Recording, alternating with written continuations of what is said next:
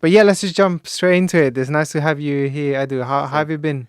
Yeah, very good, thank you. I mean, to be fair, it's interesting because when you finish the job and obviously halfway through the Yeah, season, like it was our case yeah, in mid-January, you kind of like feel a bit out of place because yeah, you're so used to obviously going to a training ground every day and it's your life, your love, your way of living.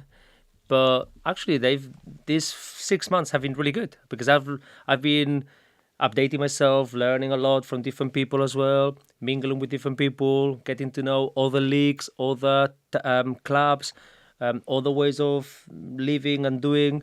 And I think sometimes you cannot do that when you are in a club because yeah. you become quite insular. You become just obviously 1, 2, 3, 4, 5, 1, 2, 3, 4, 5, 1, 2, 3, 4, 5. Now a game, now a game, now a game, now recovery day, now training session, now, which I love obviously, and I love being in that routine.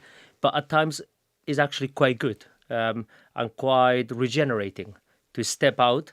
Obviously, we were forced to step out. Yeah. It wasn't a choice, but sometimes it's good because it keeps you thinking. And I'd like to think, obviously, I don't know, I'd like to think that when I get back now into a job, I'll be better because I would have learned certain skills and I would have acquired certain knowledge that I wouldn't have had if I had just kept going in the job. Obviously, I would have learned other things and had other experiences, and of course, really enjoyed it because it's my passion. But there's always pros and cons, and so I'm trying to focus on the good bits. I love that you said regenerating because I'd never thought about that word specifically when Yeah, it comes to like being, without a job in football. Like you yeah, never think about regenerating, which I think is the perfect word to use in this case because you have the time, to sit back and analyze, what you've done and like to learn new things. mm. So on that topic, is there anything you can share that you've learned maybe, or just something that caught your attention? Whether it's like a word or phrase or something that stuck to your head, and you're like, okay, I'm gonna apply this to my day to day. Yeah. Look, I've learned about a lot about the Scandinavian football, for example. I've gone a couple of times to Norway. I've been following the Norwegian league, Sweden, Denmark, which were leagues that I hadn't checked so much in the last few years. So that's already, a great learning for me. And actually, I went a couple of times there, as I said, and I loved it, and it's really good. So that's one learning, and then also learning about myself Yeah, because it's very funny when us coaches uh, normally think that we are smart arses, right, and we know everything and we've got answers for everything, and sometimes we have to have answers for most of it, yeah, most things. But we kind of like tell people what to do and what not to do and where to position themselves and so on and how to do certain things, and we don't really kind of like stop and reflect and think, what about what we do, what about ourselves, could I have done better in this, or what my behavior was in line to what I said and what I said is in line to my values, and this is very important because I suppose when you are coaching and when you are managing and when you are in a club, um, that alignment between your thoughts, your words, and your behaviors is very important because that's what other people see. And I yeah. think you become quite authentic and a better leader when there is an alignment in those bits. And I think that's part of it, what I've been learning as well. That's amazing. So, would you reckon like it's somewhat healthy as well to have that, like to have that break sometimes? Like, I mean, it's hard to say. Like, would you advise that? Because in an Yeah, ideal world, yeah. you No, want I to have a wouldn't job. advise people to lose their jobs. But when like maybe to use that, the Yeah, time that you have yeah, better, and like to instead of like maybe have resentment, or like just to yeah. take it as an opportunity to make a change and to drive Hundred yourself percent, forward. 100%. I think that's the key. The key is life comes as it comes, and of Yeah. course we didn't want to lose our jobs back then, but it happened, and you've got a choice. Either you pick yourself up and you think, okay, well, it is part of the industry. There is some learning here. Some things we did right, some things we could have done better. Let's try to, obviously, as I said, regenerate and then go into the next one. Or you've got the choice to feel sorry for yourself and blame everyone and feel resentment and the rest of it. And that doesn't really help you. That's And that probably gets you away from the next job. Yeah. And actually, if you do manage to get the next job and you are still in that kind of like mood or that energy, I feel you are gonna probably, I'm not saying that you're gonna fail in that job, but you're gonna find it harder to be successful. I think that's what it is. And I think coaches, managers, that has to be one of our trends: resilience, and pick yourself up and crack on and keep going. Because if you get knocked down every time there is a problem, I mean, this is a roller coaster. This Yeah. industry, like many others, by the way, obviously I don't know about other industries as much as I know about football, so I can only speak about what I know. And this is a roller coaster. And if if you get yourself knocked down in the first low or in the first kind of like obstacle, I tell you what, it's best to pick up pick up your things and try to change industry and do something else and find another type of job. That's amazing you said that. You know why? Because it connected a lot to myself too. Because I'm Okay. fairly new to the industry, and I've been in different type of industries. Yeah. And this one here, What football, industries have you been? I've been like in sales. Okay. I've been in sort of like HR Yeah. and in football.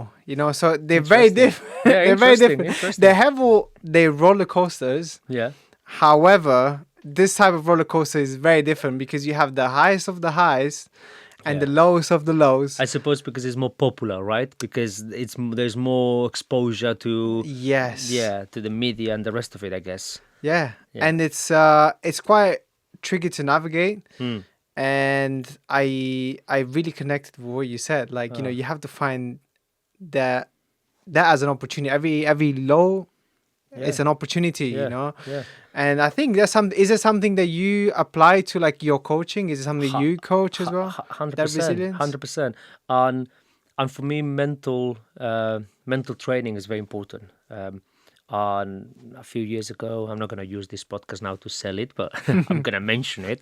A few years Please ago, do. yeah, I started a project that now has become a company, which is My Energy Game, and it's a performance tool for well-being and for mental training, mental preparation, and it's we get the support from Derby University, and we hope to take it to the next level and become something that we use in the training ground, like we use the gym. Why not to go into this room, get our virtual reality headset, because it's done via virtual reality, and work on your mental preparation or your mental training. And I think it's very important. And so yes, I do apply it to, or I do try to apply it in my coaching and in my career, because I mean, even if you are the greatest manager and the greatest team on earth, you're going to lose games. and, 100%. and if every time you lose a game, it takes you 3 days to pick yourself up, and you go into the training ground and, and you are feeling sorry about the defeat rather than put the energy to try to win the next game, I tell you what, you're gonna struggle. I'm so glad you mentioned that, and I did look it up, but I didn't know exactly in details as much as I might know now.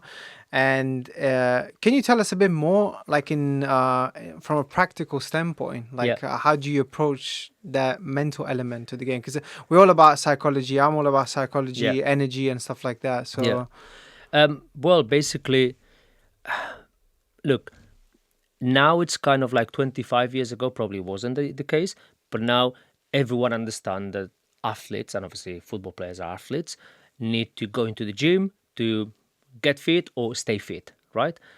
But we still struggle to understand that athletes need to do something with their brains and actually with their mental preparation to stay sane and make sure that they remain sane and that they are in the best performance peak when it comes to the game.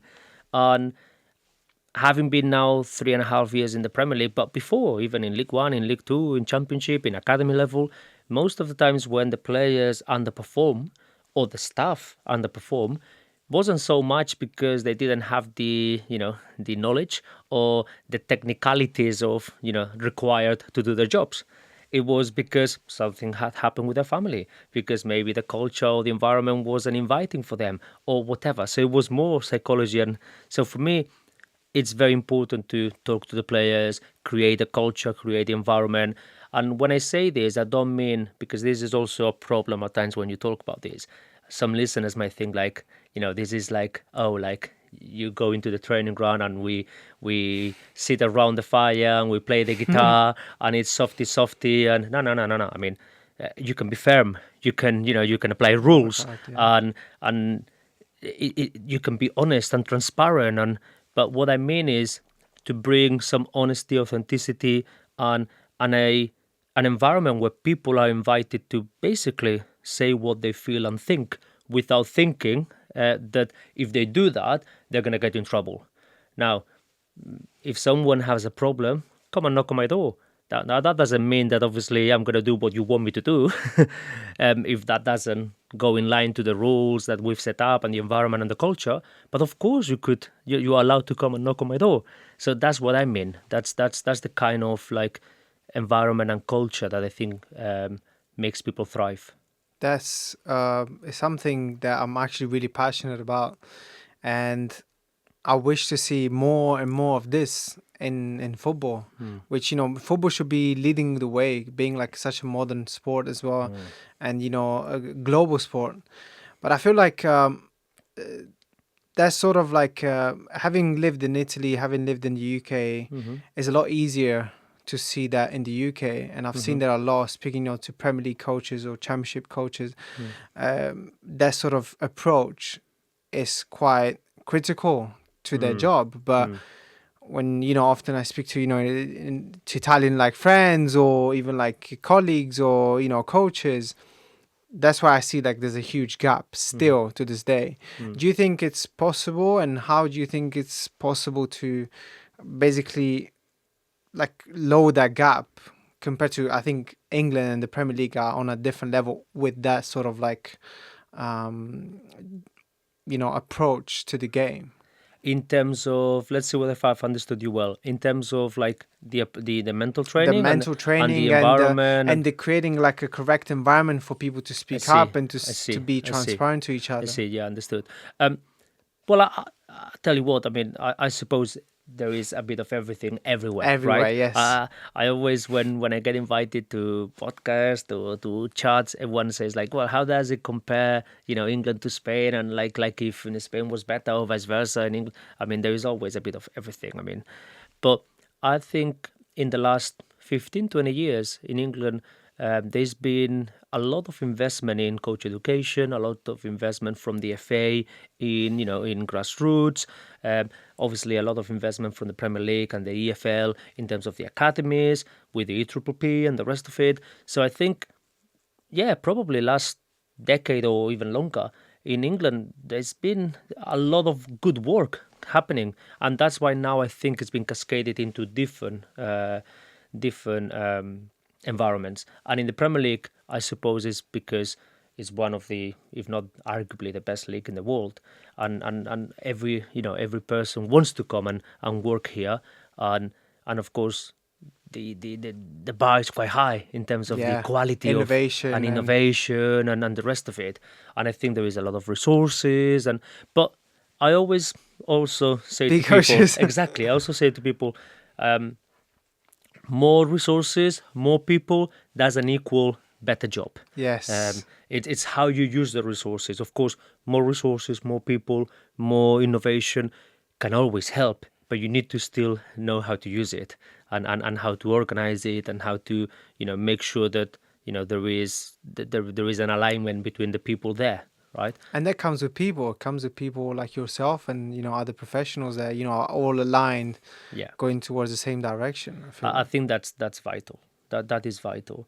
I mean, if you look at the most successful clubs, teams all over the world, obviously there are different styles of football. Because there is no the right or the wrong The way of playing. recipe. Exactly, there is not the right or the wrong way to play this game.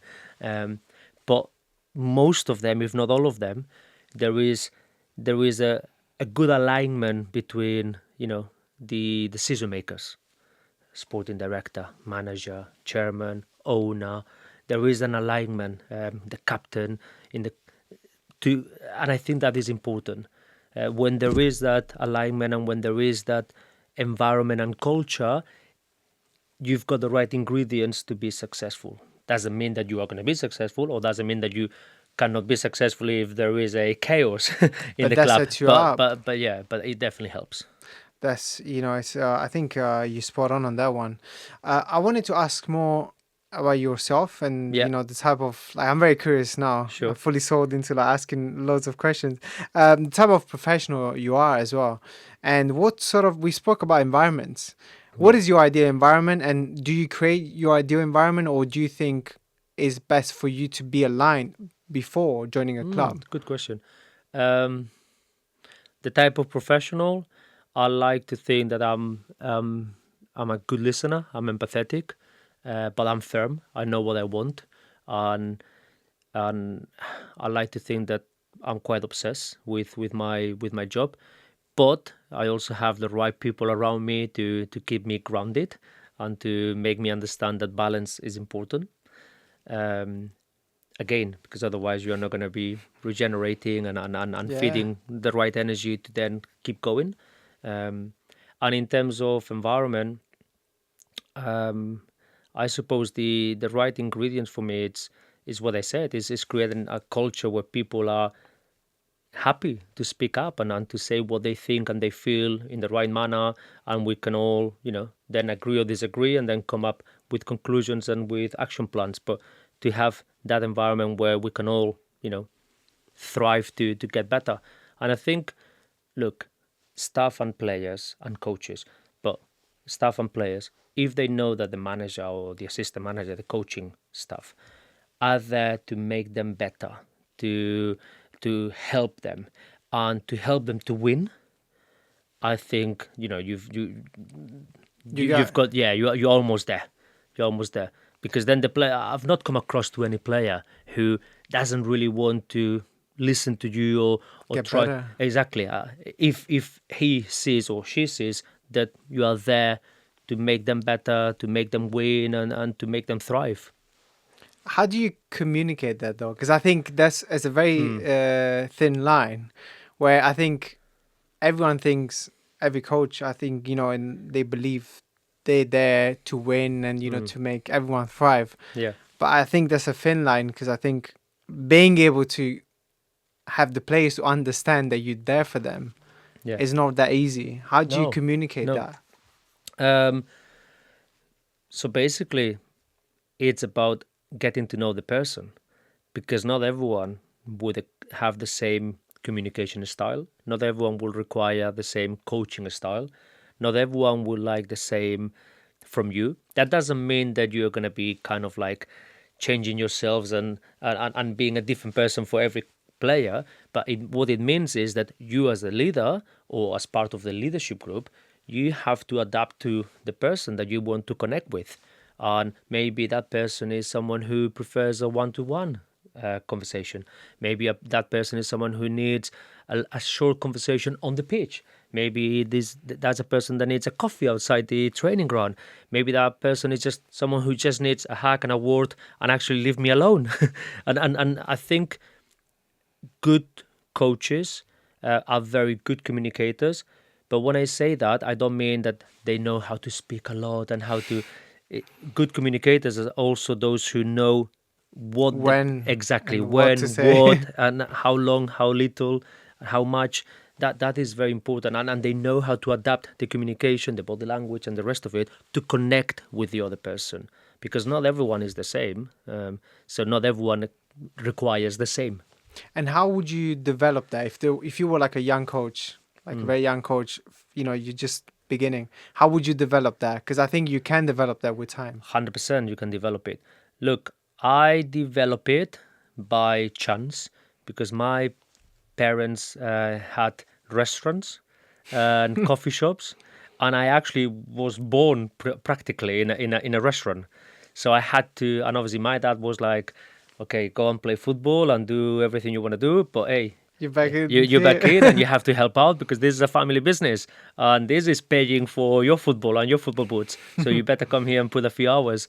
And obviously, I had to speak to people. I had to understand how to get the tips and what the customer required, right?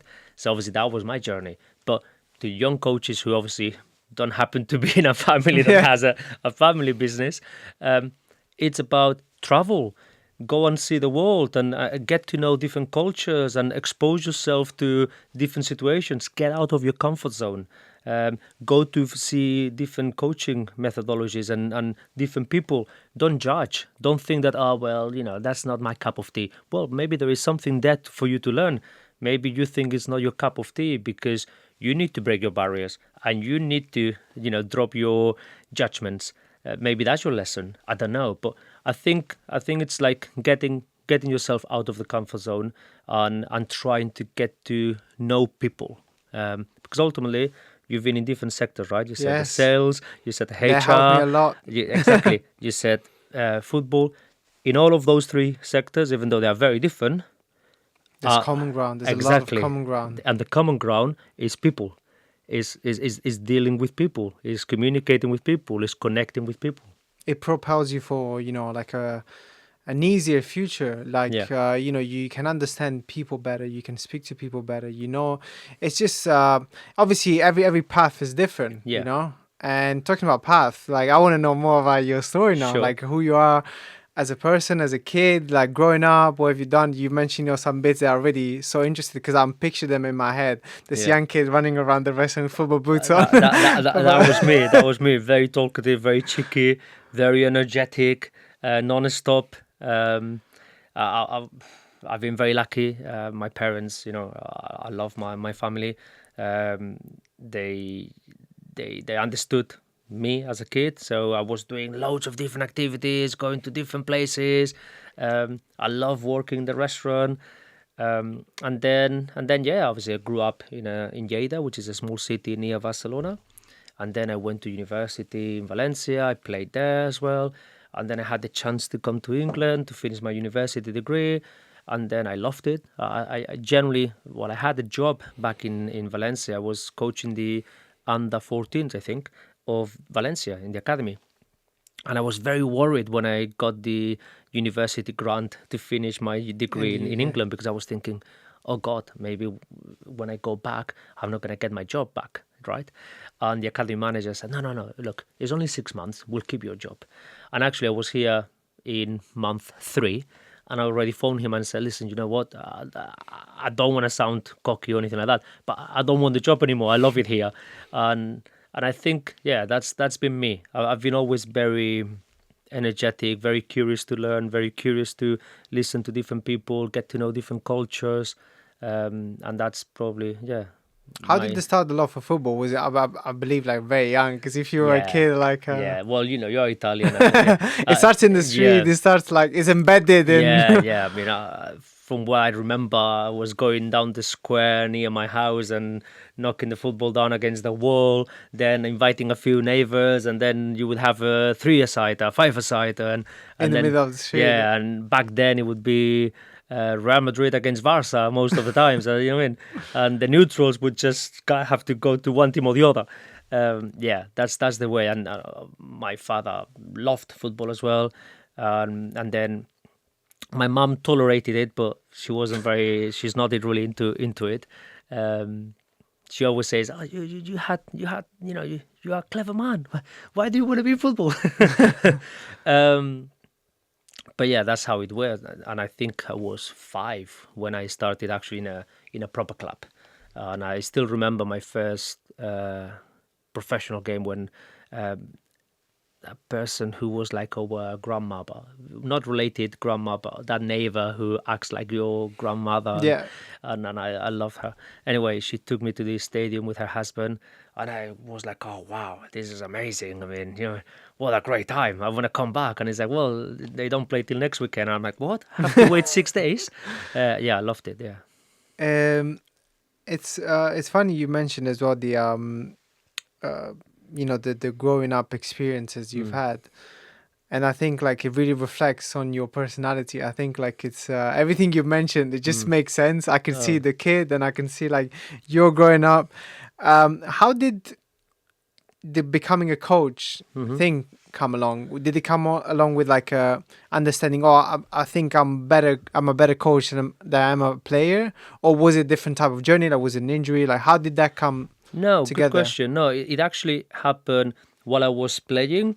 I was this kid who would sit on the bus next to the coach and really, I was gonna say something here. Yeah, I Swear. was gonna swear, but like really annoy him. Bother me. Yeah, and because why didn't we do this strategy? Why didn't you do that? And why did you play that? And why did you? And I suppose I can't remember right, but probably the coach would be thinking, "Oh my God! Got I this mean, kid. just go back, and go back to your chair," type of thing. And also, so there was a love for managing, leading, coaching, and also because it came to a point where I was playing in League Two back in Spain, decent level, but I was doing the university at the same time. You know how it is there. You don't really, It's you hard. don't really get paid a lot in those No. leagues. And again, I was advancing a lot in my career, as in my university, and then I was getting grants, and I was getting opportunities to coach in good academies like Valencia. And it came to a point where there was a choice, and it's like, so it wasn't really an injury or anything like that. It was like more kind of like, wow, I mean, I'm actually in the same level playing and coaching, but I'm actually loving coaching, and this there is more longevity. Yeah. Because at some point here, so I kept playing because I love playing football, but I kind of like went more towards the Separate. coaching side. And then when I came to England, I must admit the first few months I found it hard to get a team here, to kind of like connect with football clubs, to play. So in a way that those circumstances pushed me a little bit more towards focusing on my coaching. Maybe if I had remained in Spain, I would have kept playing for longer, and I could have probably, delayed my coaching career. But circumstances in life also Happen. determine different things. Yeah. That's amazing. I'm so keen I've asked that question because it's. I think every time we have a new guest, like it always changes, like the journey, and I think that's one of the beautiful things of it.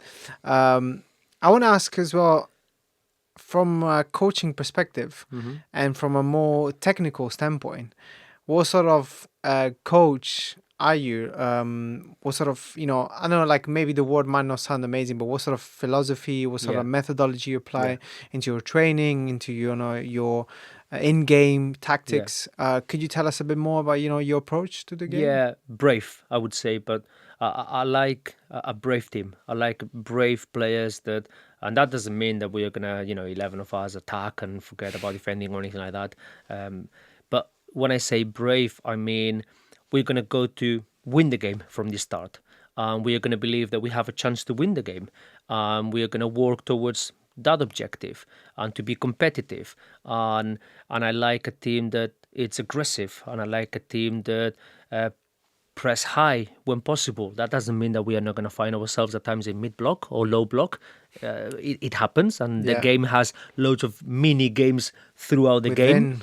exactly within. But overall, um, I like a team that likes to dominate and likes to be aggressive, play on the opponent's half, counter press when we lose possession high press when the opposition is starting, and advance quite quickly through the thirds to try to step on the opponent's box to create chances as many as possible.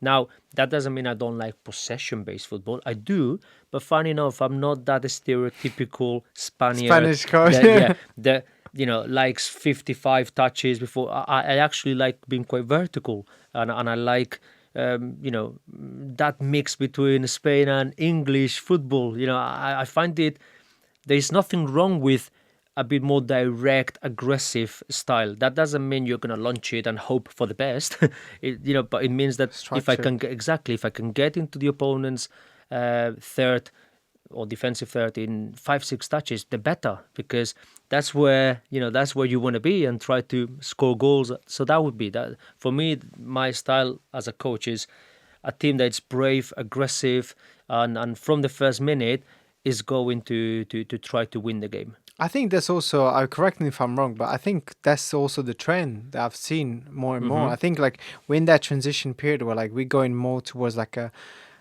No, I wouldn't call it because obviously, like nowadays, if you speak to the average fan, when you say direct, they think that you're just launching the ball to the Yes, other side of the yeah, pitch. yeah, But it is more direct. It is transitioning to a more direct game, yeah. which I think there's nothing wrong with it No, because you are where you want to be, like you mentioned. exactly.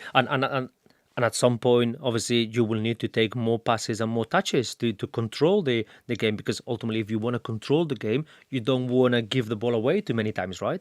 Um, but when possible, yeah, we'll try to get into the opponent's half and the opponent's box as quick as possible.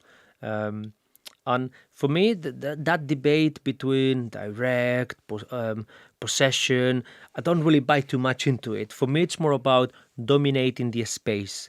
I think you've got a better chance to be competitive in the game, and when you are competitive, you have a better chance to get closer to win. And I'm very careful to say, to win, because I tell you what, Nothing is guaranteed. once you've experienced Premier League football, you realize that getting 1 point is hard, and you shouldn't take it for granted. But you are more competitive. I think you are closer to win. You are closer to get there when you know how to dominate the space in and out of possession. So if you are compact, if you are aggressive in your approach, then you're harder to beat. You're harder to break. It's harder for the opposition to score goals against you. And when you are obviously intelligent in how to break those gaps between ranks and players in your positions half and around their box, you've got more chances to create goal scoring opportunities. So for me, dominating a space is the key. Amazing. And how would you apply your methodology if you were? Because I know there's normally I separate, I mean, just two, but there's a lot Yeah, more than two scenarios. The one is you start in June yeah, in a club and you start in November. yeah, How would you approach like those two scenarios? Because I think it's quite they're yeah, quite different. yeah. No, precisely, absolutely. So if you are lucky to start in June, and you can get to obviously speak to the sporting director, get that alignment, and be involved in the recruitment of players, then that helps as well.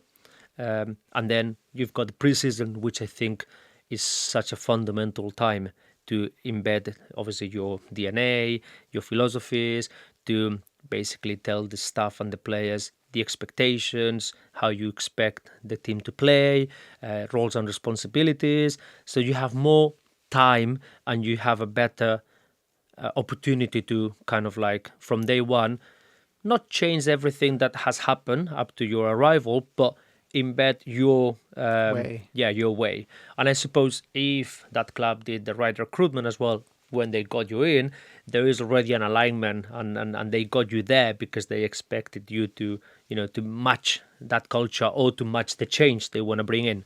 When you are getting into a club in November or December or halfway through the season, I suppose for me, the clever thing to do is to see where they are and try to make the changes as required rather than when you wish. Because you have to win games. You get paid to win games.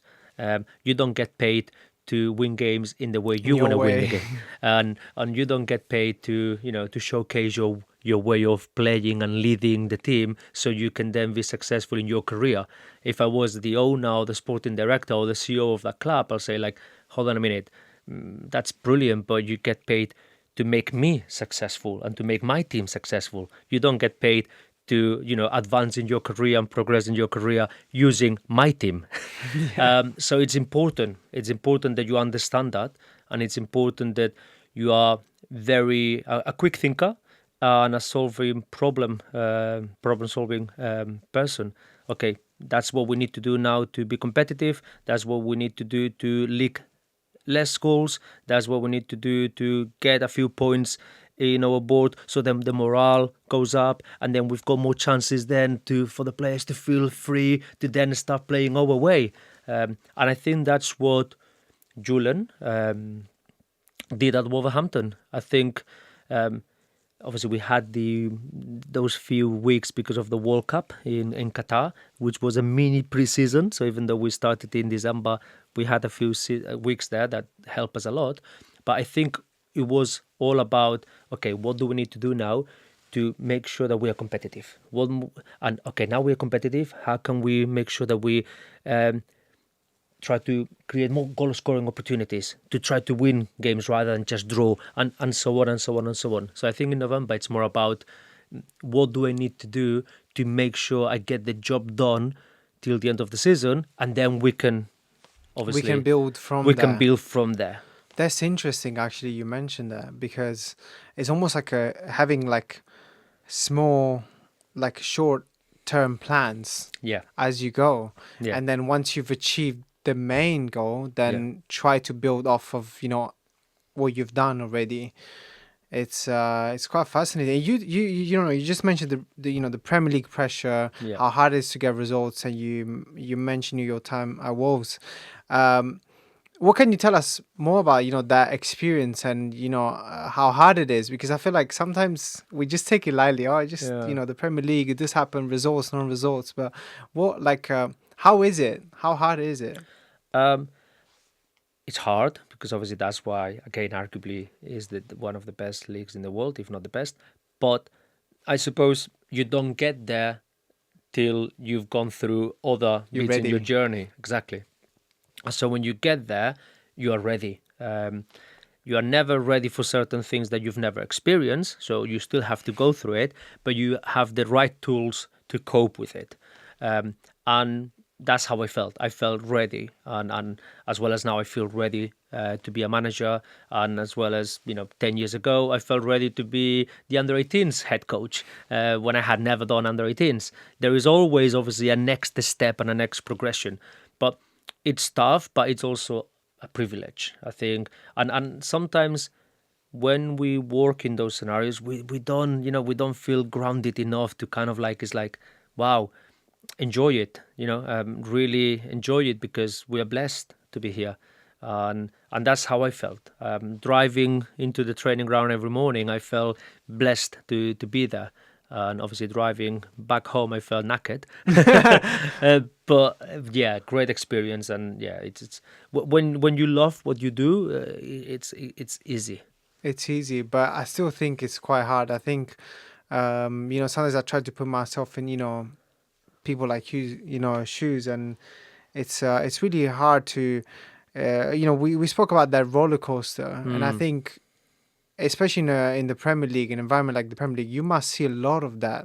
You yeah, must see a lot of like highs, super highs, and then like super lows, where it's yeah. really hard to cope with things. And I think if you haven't built that resilience that we Yeah. spoke about, I think it's quite challenging. Yeah, and that's what I feel that for any job, because look, we could become philosophical right now and say, well, is it not hard as well to wake up at 5 a.m. and go to a job that starts at 6 a.m. and till 5 p.m. and and then sometimes you don't get paid enough to cover the bills and to support the family. That is also tough. So we are all in this world, Yeah, you know, in fighting to obviously do the best we can do for us and for our families.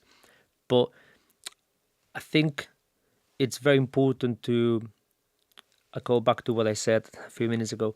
Learn about yourself and stay balanced. Stay balanced. You are not amazing when you are in the Premier League in a job. You are just another coach who has managed to reach a good level, but you are just another person, and you are not not good enough when you get the sack and you are waiting for the next opportunity. You need to stay balanced, and I think the more you you are able to get to that state in your career and with yourself, I think the more success you can have. being comfortable with yourself and who you Yes, are as a yes, person. yeah, 100%, 100%. Because how can you lead others when you don't even know how to lead yourself? I mean, that's what I would say. That's the key, I think. And when it comes to ambitions, I always ask this to young coaches like yourself. Like, what are your ambitions? For the next few years. I'm sure you're a very ambitious person. Very, very. I I can mean, tell. yeah, very humble, very grounded, understanding that things don't get given. I mean, again, I take you back to my childhood. My parents kind of told me, "Hold on a minute, you like those football boots? Come in the Come, best way. come, come and work." I mean, money doesn't grow in the tree, so so I know what the price you need to pay. for things to come your way. But absolutely, I'm very ambitious. I'm very ambitious to become a manager, a head coach, in a good club that likes to develop players and wants to do something special. And then, little by little, go up, up, and of course, I would love to experience, silverware, and I would love to experience also the opportunity to one day even be in a national team, in a World Cup, and mainly to experience as well how to create something in a football club, how to leave some legacy. I think that would be quite unique. I don't see myself being that kind of person who is here just for a year, what I mean, and then moves to another one for another year, and then gets a couple of trophies, but never builds anything, never leaves a legacy. Obviously, winning a silverware is already a massive legacy, right? But you know what I mean by You creating. mentioned, sorry if I interrupt, No, but no, you of course. mentioned something special. Yeah, How important is that for you? Because I feel like that's what you're talking about, yeah, like building something special. yeah. Because that, I think, drives you more than anything. Yeah, 100%. I think, and when I say driving, I mean doing something special. I mean, uh, yeah, having one of those clubs and teams where there is an alignment and people are energized. And look, I'm not, I don't live in utopia. I don't live in the clouds, and I'm quite real and authentic. There is problems every day. There is obviously, can I say the shit hits the fan? Yeah, Yes. yeah, everywhere.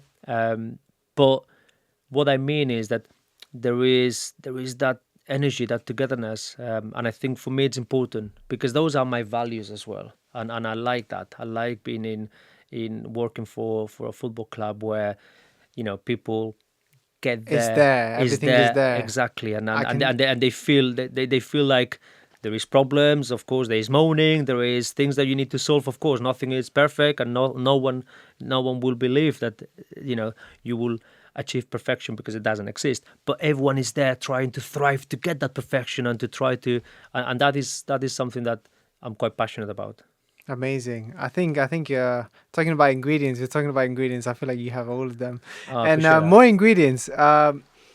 How many languages do you speak? Because I don't know. You come Okay. across like someone that knows a few languages. Yeah, How yeah. many languages do you know? I've never counted them, so obviously a Oh little God, bit, a little bit of English, more than a um, little bit. You're more than fluent. Spanish, Catalan, Portuguese, and then I could say that I can go about with With Italian, but Italian? you would test me now, and I would embarrass myself. No. But yeah, but I would love to learn more. I think it's. I love languages. I love culture. I love when I travel. I mean, me and my wife we love traveling, and I'm that kind of like busy bee. I can't just go to a resort and sit there for 10 days and get tanned. I love people who do that. And by the way, there's no right or Nothing wrong with wrongs. that. Nothing wrong with that.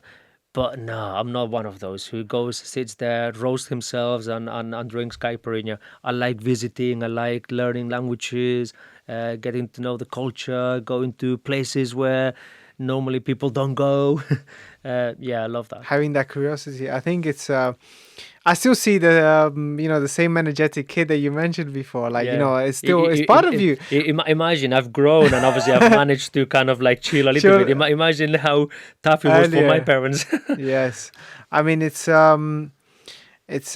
quite fascinating. I always find it fascinating. Very recently, like a few months back, I had this thought. I thought about myself and the Hmm. things that I used to like as a kid, Yeah. and that's what you mentioned before. That you started to like bother the coach with your Yeah. tactical adjustments. And growing up as a kid, as I think it was like 7, 8 years old, and my mom asked me, "What do I want for Christmas?" And Uh-huh. I wanted, I don't know how you say it in English. It's like almanaco. It's like a thing with like everything football stats. Oh yeah, yeah, yeah, I And know when what I you mean. look back, I'm like, I could have asked any possible toy during that Oh, winter, but I've yeah. asked for a 10 euro Yeah. newspaper, basically not newspaper, but like a book full of like Yeah, full of full the stars stats, and yeah. We and used to have them in Spain as well. Yeah, yeah, I know what you mean. so it's like I think like we are still very connected to I'm 100%. fully sold in that thing where you say like, oh, I'm still the same kid. I think it's 100%. you can't take that away from you. I think it's and I think you can always feed that person that's inside you. 100%, and it's so important. I think it's important that that you do that.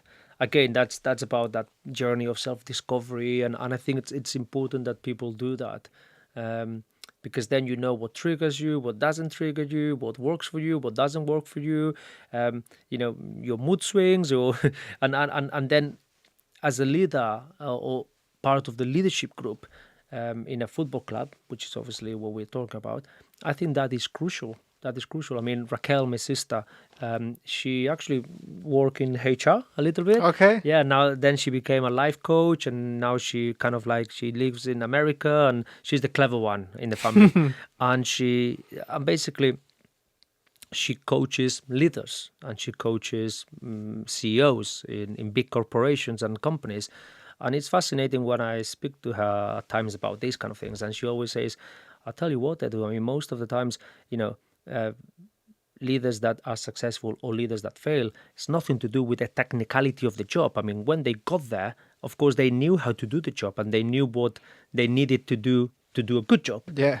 It's more about the softer skills. It's more about the personality. It's more about communication. It's more about how they communicate, how they talk to people, how they, governize the company.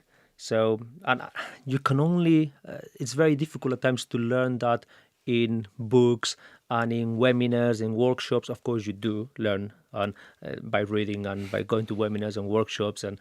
But I think it's by opening your eyes and your ears in a daily basis, and really absorbing everything that is around you. And absorbing as well. I think that's Yeah. also really important.